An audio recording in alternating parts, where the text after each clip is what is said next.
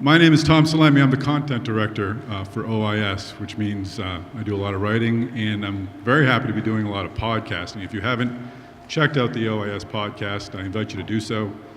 I'm not going to tell you where to go on the Apple store, but we do have a channel there, but just go to ois.net. There's a podcast tab. Click on it. We've done a couple of dozen interviews. A lot of the folks in this room, a lot of the folks have been on this podium. And please give a listen. And also, consider yourself invited to be part of the podcast. We created it for the community that's in this room. We wanted to sort of keep in touch with you folks throughout the year.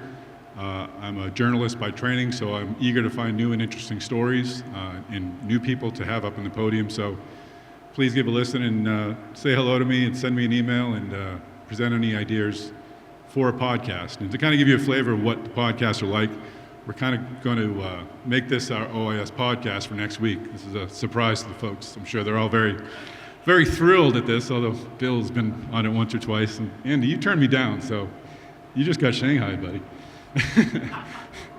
So it's going to be just like the podcast at home, except I'm not wearing a Red Sox shirt and jeans. I actually got dressed up for this, and my dog isn't growling at me from the back. So what we're going to do is just, we got some great discussion points earlier this morning, some high-level stuff on financing, some mentions of private pay and the importance that that's having on ophthalmology.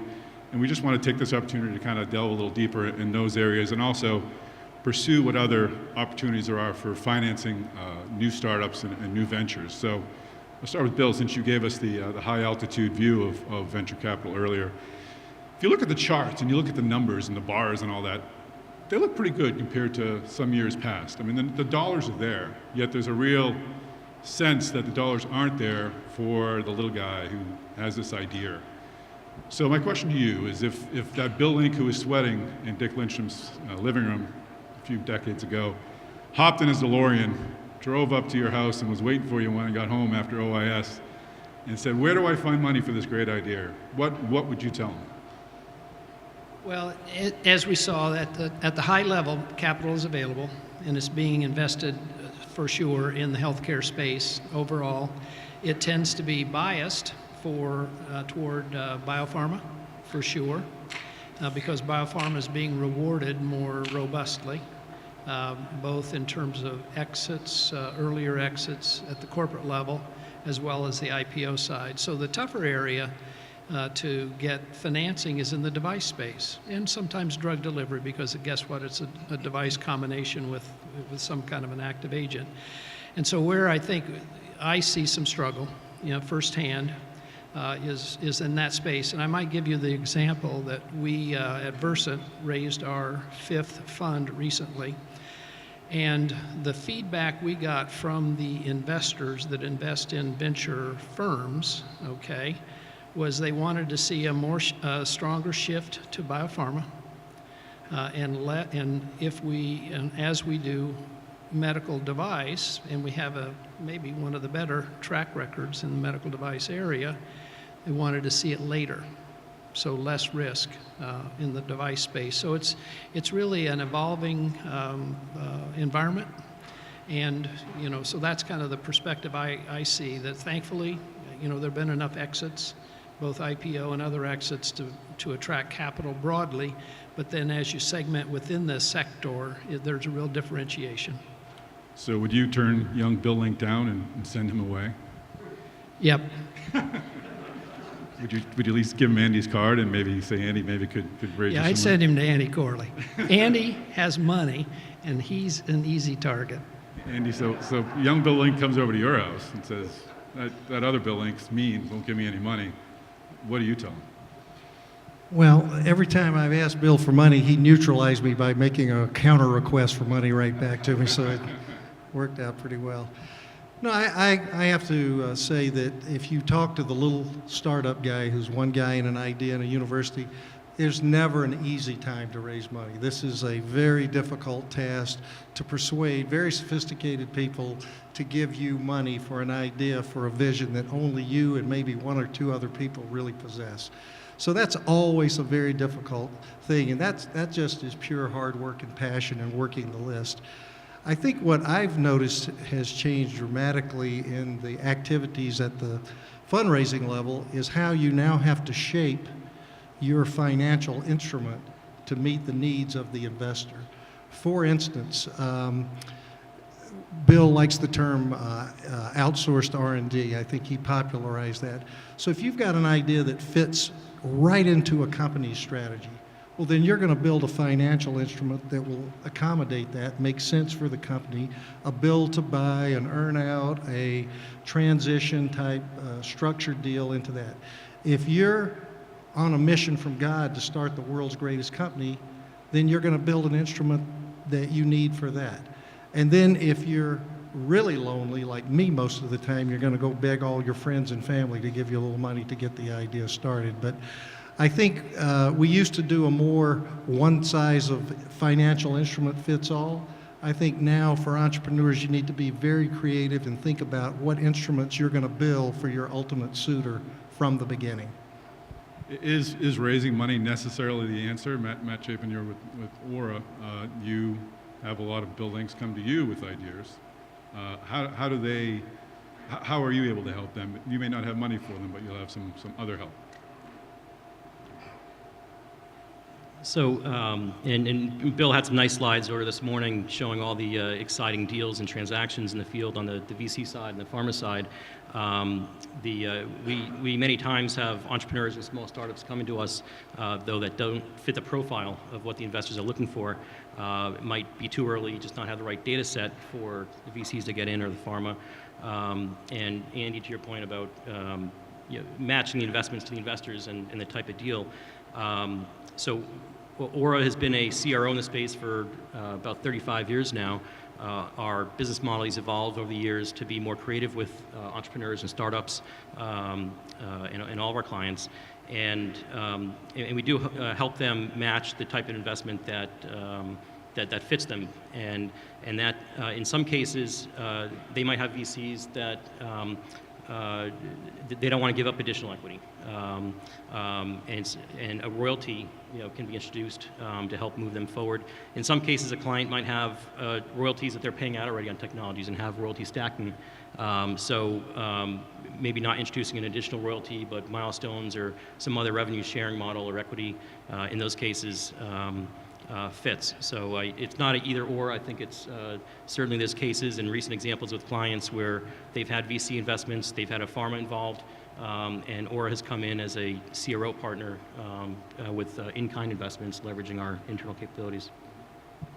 And you mentioned the building a company or an idea around with an end game in mind. This strategic has a hole, and I'm going to fill that hole.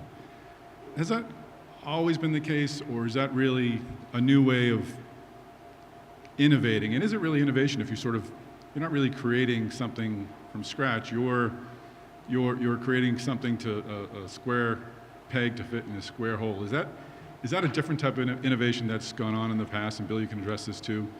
It's more made to order, kind of customized innovation? I mean, let's think about you're the CEO of ABC Corporation, and you've got $10 billion, $12 billion revenue run per year. So how do you grow? You got to grow 8 to 10%. How do you grow $1 billion a year? And you're the CEO, and your job is growth. So our job as entrepreneurs is to help that guy get his growth both from his internal growth programs and outsource growth. So I just think of let's pick a disease. Let's pick diabetes, for instance. Is the CEO, it's our job as entrepreneurs to convince him that if he makes bets in 5 different startups, all targeting a new fix for diabetes, that investment's going to turn out better for him than leaving that cash on the balance sheet or trying to do a $500 million R&D project internally. If he places $500 million bets with startups, he's got 5 shots on goal to get that growth that he needs to meet his number. If he just does an internal project, he's got all 500 committed to his internal effort, and we know the efficacy of that has been somewhat challenged recently in the market. And maybe we are having more of a device discussion. I'm device-centric myself, but if you look at the investors that you had on your slides this morning, those making new investments in biotech, a lot of them most of them were venture firms. I mean, and firms we know, Orbimed, Atlas, Novo, NEA. Few strategics, Merck, MS Ventures, SR1, JJDC. On the device side, NEA was #1, which was actually very interesting, and kudos to them for raising their fund and still doing new investments. But you also had some, I don't know how we would classify them. Maybe they're micro ventures now, I think is the term. But you had BioStar and, of course, Emergent, Life Sciences Angels. So I guess my long-winded question is, on the device side, are we seeing a class of institutionalized investors, not institutional investors, but organized investors who are able to take over for the Versants who have to, per order of their LPs, have to migrate upstream? Well, I think it happens, right? When there's an opening like that or an underserved segment, as long as the metrics are powerful enough, capital can be raised, and it may come from different sources. That's part of the kind of the thinking of talking about alternative sources. And we see more small firms, that aren't multi-$100 million funds, but maybe a $50 or $40 or $75 million fund, and they're happy to find an investment that's in the $2 to $5 million range. When some of us are managing $300 to $500 million funds, we don't have the bandwidth to put a small amount of capital to work. So when we lock arms and team up, we've got to have the opportunity to get $10 to $20 million to work. And so that means that there are some very worthy projects and worthy people that don't fit our model. Doesn't mean they're right or wrong, it's just the lack of fit. And that's why I think the market, corrects itself, if you will, and takes advantage of that. So this is just the life cycle of VC. Some trees get bigger and they make room for smaller trees to grow. So yes or no, there is sufficient capital for new early stage innovative ideas right now? If they're powerful with great people serving an unmet need, yes. Do you agree? I agree. I think the search for that, and what Bill just mentioned is, there's the normal cast of characters, and now you get into that smaller range, the $2-5 million investments that won't move the needle in many firms. And they're worthy ideas, big markets that can be approached like that. And as entrepreneurs, we have to be more creative, more convertible notes, more smaller funds. You have to search the grounds just to find the money for those types of ideas. Matt, how does Aura react to this change in the VC landscape? Has it altered the way that you've done business? Because if you're working with a client and you're giving them services in exchange for equity, you'd like to know that there's someone who's going to fund that idea further down the road, so whatever you've helped create actually will exit at some point or find life and go commercial.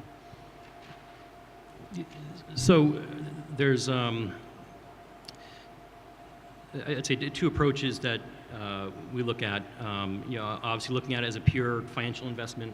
And if there's a client that comes to us and they look at, Aura, how can you help provide in-kind services to finance us, and compare that to what they can get from a VC or another investor, it comes down to simple modeling and they can choose what fits best for them. In other cases, there's clients that, or projects that just won't move forward.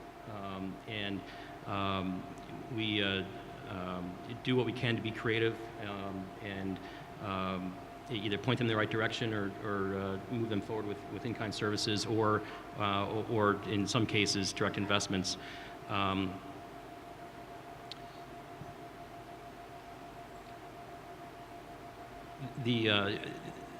From our perspective, we also have the services as one key component of how we're making decisions around investments. And so helping a company move forward. What does that mean to Aura as a service provider in the future for future work, for additional projects that we can be involved in, or how does an investment in one project help us build internal capabilities or expertise in a new area? So I think having the service hat on adds a different look to the types of investments we can make and how we get into it. And does it create an investment, a greater investment opportunity for you since there's a need for capital, a greater need for capital? It certainly does. The amount of deal flow and opportunities have been coming to us over the years, and it is steadily increasing. And the number of entrepreneurs with new concepts, whether it's a device or a drug or repurposing a drug from another area or a diagnostic, and it is definitely increasing. And there's I think a whole group of young new entrepreneurs that maybe are new to the development side of it. So helping them work through the IP, developing a target product profile that ultimately the pharma companies would like to see. What are the regulatory issues? Helping with introductions, through the networks that we have and networks that we look to grow. So I think helping these young entrepreneurs, put the pieces together, and whether we make an investment or a service in kind or cash or not, I think at least we feel it's an obligation of our company to help some of these young entrepreneurs and startups at least move the ball downfield in some manner. This is kind of an interesting societal observation. We're both East Coast guys, and we're kind of leaning up in little tents on the chairs, and you guys have mastered the lean back, which I got to work on, I think. You got to watch that East Coast stuff. Yeah, we actually live about 2 miles from each other, we found out once we got here, so. We live about 500, no. I bet your houses are nicer than mine, but Boy, I sure hope so.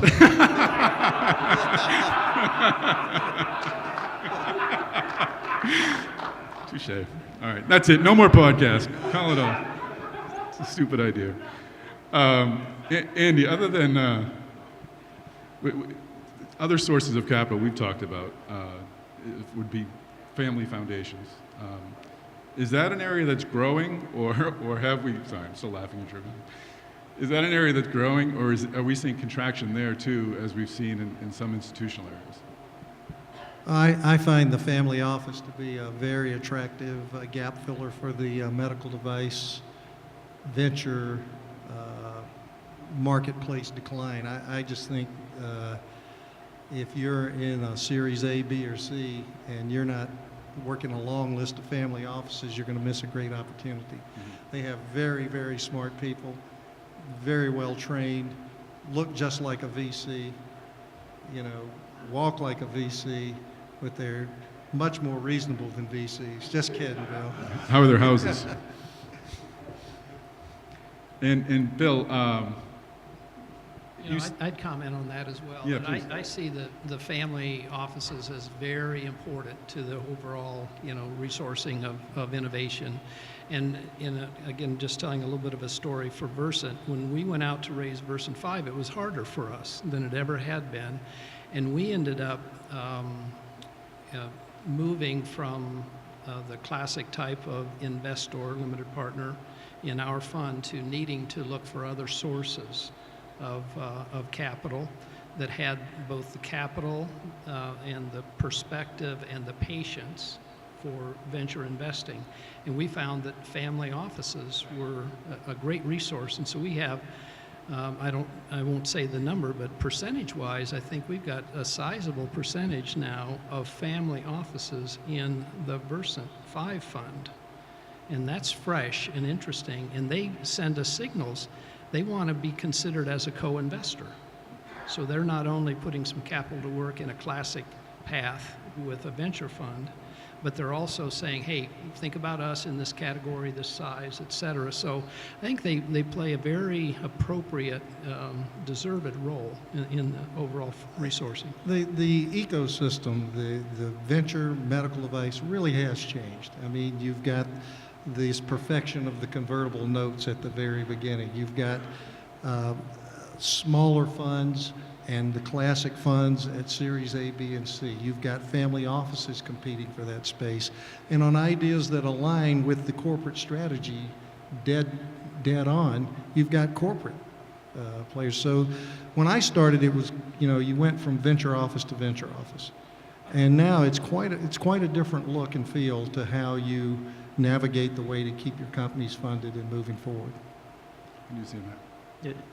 Just another comment makes me think, as we're talking about family offices, we've seen some recent examples of international regional pharma companies, small emerging companies focused on ophthalmology or across diseases that are family-owned, looking to grow, and where early startups or entrepreneurs looking to bring in some funding, exchanging regional rights, and maybe that's an exchange for cash, maybe it's an exchange for having supplies manufactured or formulation, but we've definitely seen some families in Europe and Asia become involved in early stage projects like that.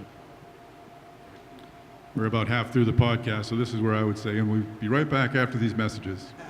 And Mario will put in a commercial. And then I'll say, and we're back. We've been talking about the financing part. I promised we'd talk about private pay before as well. As an investor, how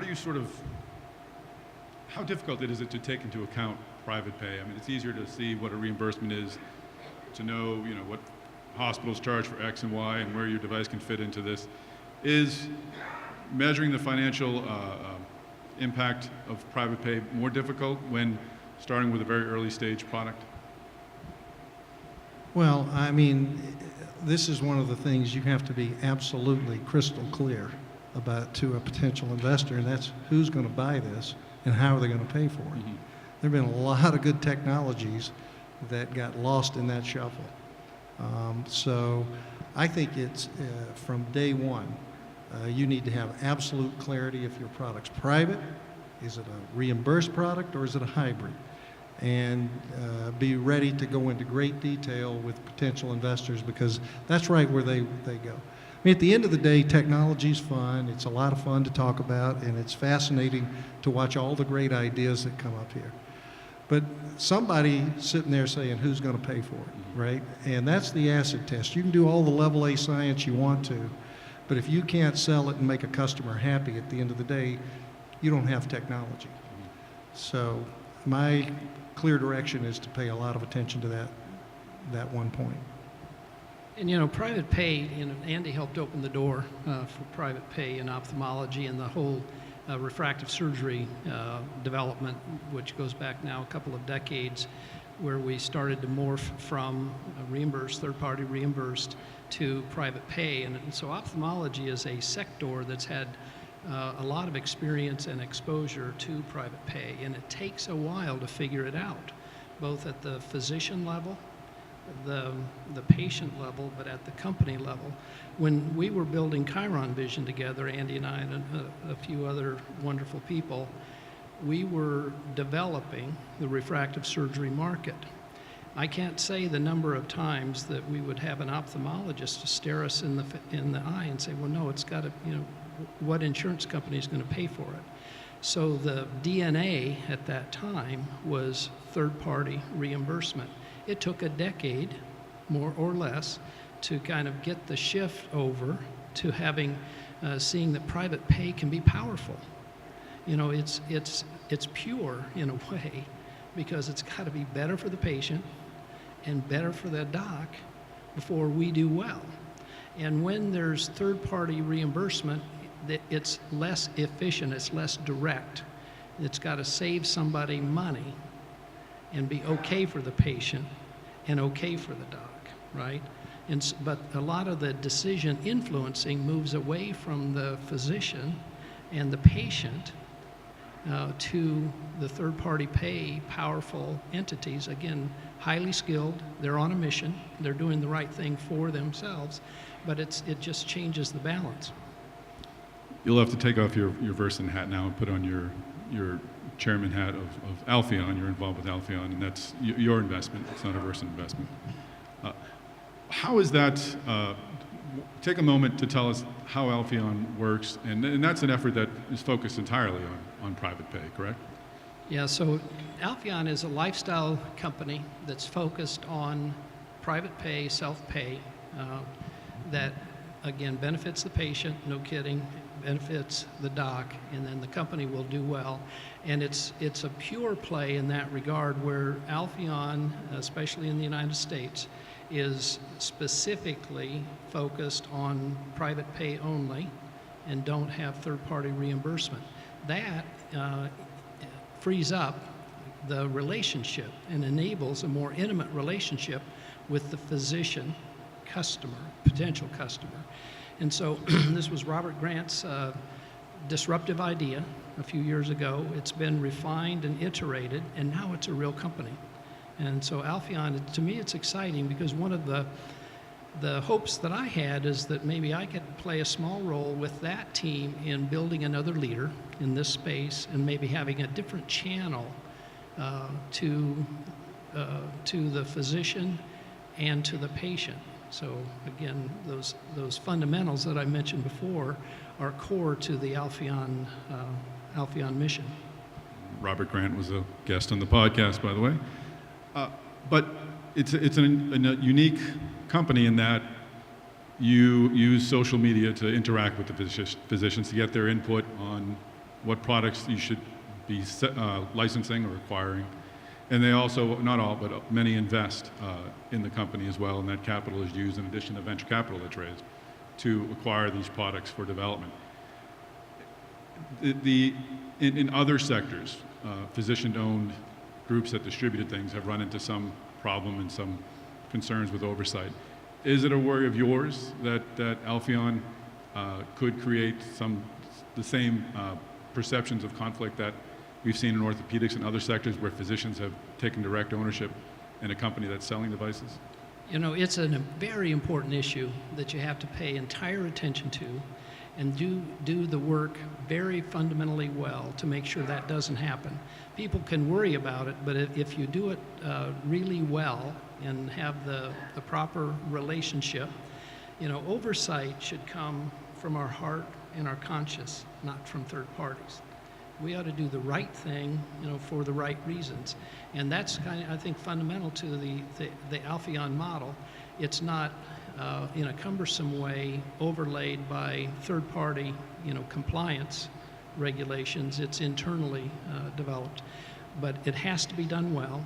Often when thoughtful people hear the idea at first, they're worried about conflict.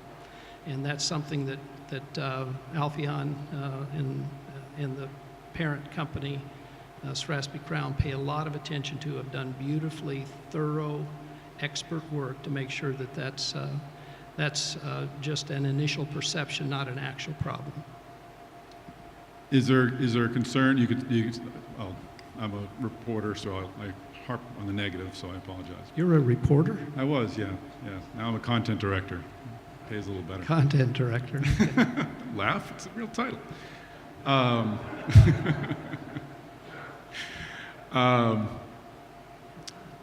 There's the perceived conflict in orthopedics. The concern was whether or not the patients would be getting, whether a surgeon would only use a device that they had a stake in.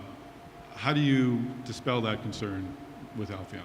Well, for example, there are round numbers about 250 certified physicians in several specialties that have made an investment, into the combined business of Strasby Crown and Alphion. They are in no way required in any way to be a customer. They can choose to be a customer. They also have the say in what products and services are provided to the community. And so there's actually a very efficient process that's been established where the board of certified investors, the docs, are those, they review products and technologies that are under consideration to be either acquired or distributed by Alphion. And if they don't have clear support and alignment around that, the team moves on. If the docs say, best in class, we need it, let's get access to that, then the business team tries to put together the business deal to access products and technology to bring through that channel. And how are you able to, I would assume that Alphion's not a research company. It's not going to work on really early stage products. You're looking for products that are late stage and have great commercial upside, I assume. Those are in pretty high demand. How do you find those type of products to fill Alphion's pipeline? Well, you know, this is another surprise, Tom, to me, that if you'd asked me a couple of years ago how hard it would be to find those products, I was worried, you know, that it might be hard. But candidly, with this partnership model that Alphion has, we found that we have lots of entrepreneurs and companies and international distributors and so forth that want to team up with Alphion. So we're actually in a surprisingly strong position where we're not picking and choosing, but we're having access to even more products and technologies that I thought would be the case a while back. And does the idea of physician ownership of a distribution channel impact how other companies could sell a product? If you're forecasting ahead, are you extra worried that, well, this product will have a leg up because the physicians have a stake in the company that distributes it? Does it sort of change the game in looking forward for new technologies and in measuring their market potential? You're asking me that? Yeah, sure. Okay, let's see what we can come up with here. First of all, I like the sound of free enterprise, right? And I think the concern that industry would have about an Alphion distributed product is that there'll be a built-in bias for that product. Well, what's wrong with that? I mean, we're all out there trying to get a built-in bias for our products. So I like the idea of free enterprise. I think the one thing that our friends at Alphion will have to be extraordinarily careful about is that they are completely competitive, and knowing them, I know they will be. So I'm not concerned about that. But it is an advantage. It is a very clever way, and for those of us that have been in the space for a very long time, we have seen this in the 80s. This is how the intraocular lens business was actually built, is that most of the companies were physician-owned or had high share ownership among the membership. And it was a very, very productive and competitive time. There was no shortage of competition as a result of this type of activity. So I don't have that fear personally. Matt, how does Aura look at private pay opportunities and what potential do you see there?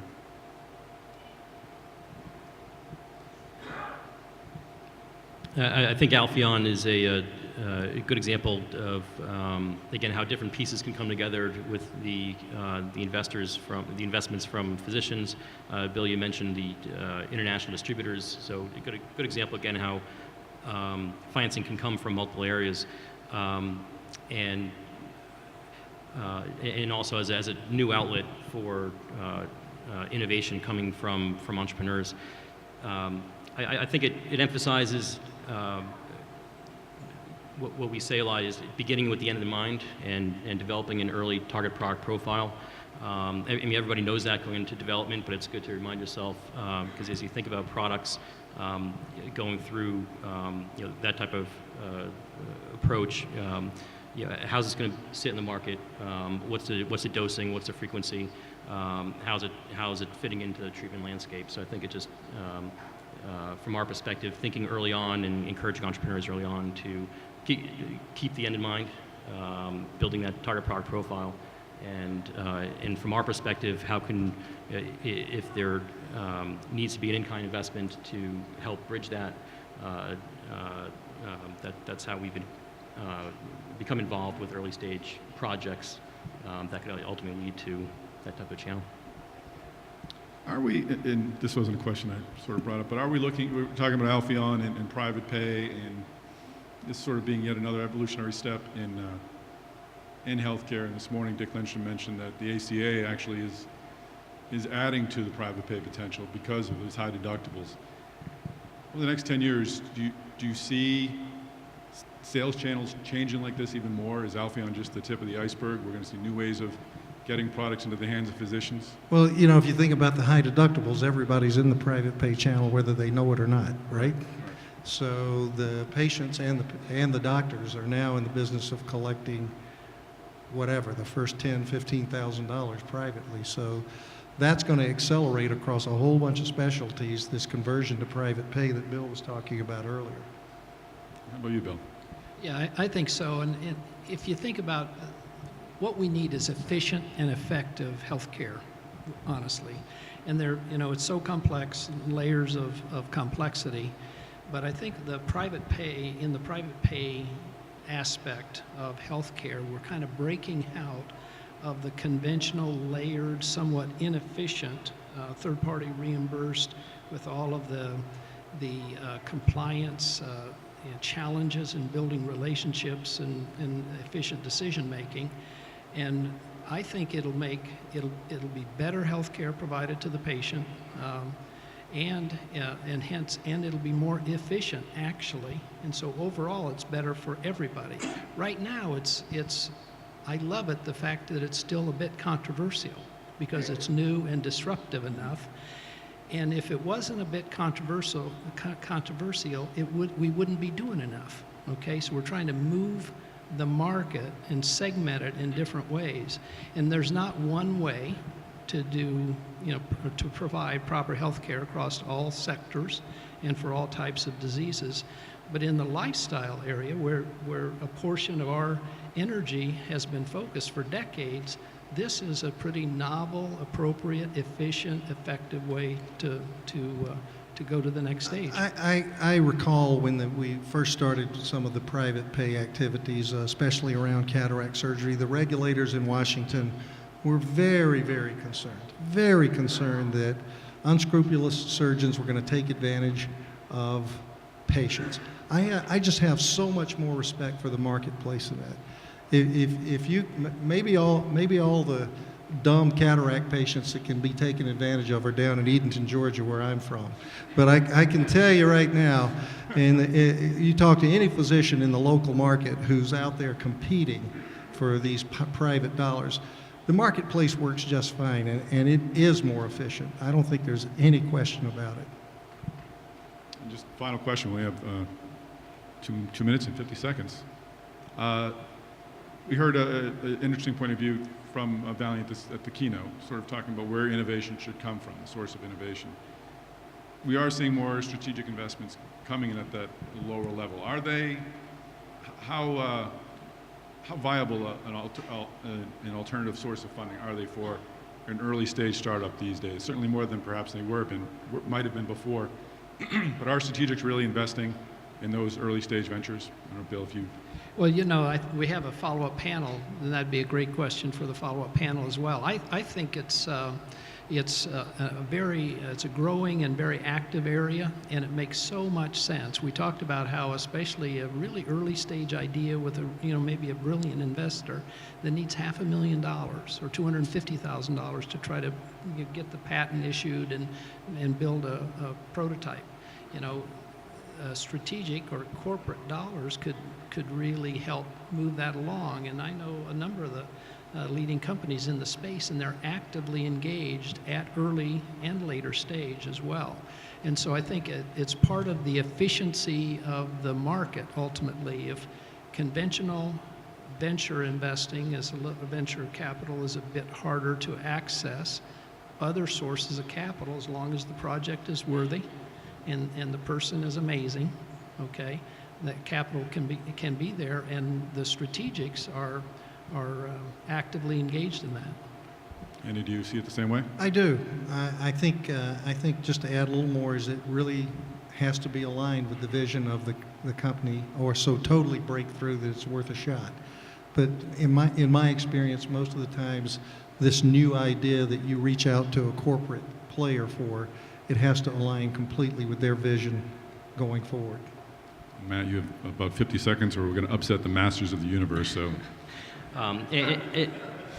And again, it highlights our early discussions with potential exit partners, again, what they're looking for, Bill and Andy said, and whether that's cash coming in from a potential pharma partner, or again, for these entrepreneurs that are just trying to be creative and how they can move something forward to proof of concept or to phase 2 or approval.